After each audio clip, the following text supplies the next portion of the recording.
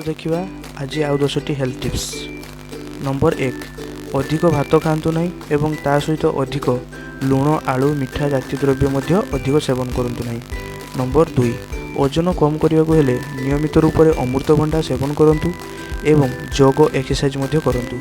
Number 3, बयस अधिक होगा सहित सेहीपरि खाद्य मध्य कम कर देवा कथा जहाद्वारा शरीर सुस्थ रही है।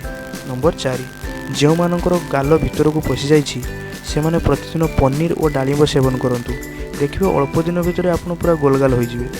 नंबर 5, जड़े व्यक्ति दिन में 2 ରୁ 3टा अंडा खाइबा दरकार, ताठू अधिक सेवन करंतु नहीं।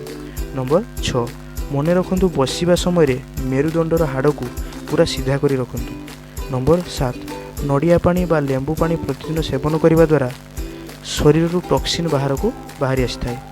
नंबर 8, सकाळु खाली पेटर किछि न खाई और न पीकी चा पियंतु नहीं, यह द्वारा पेटर एसिडिटी हो पारे। नंबर 9, शोइबा समय निज पाखरे मोबाइल न रखी निजठू दूरे रखंतु। नंबर 10, राति आवश्यकता ठारू अधिक मसलायुक्त खाद्य खाइबारु वंचित रुहंतु, यह खाइबा द्वारा सबु प्रकार समस्या आरंभ होइथाय और यह मोटापार कारण मध्य होइथाय।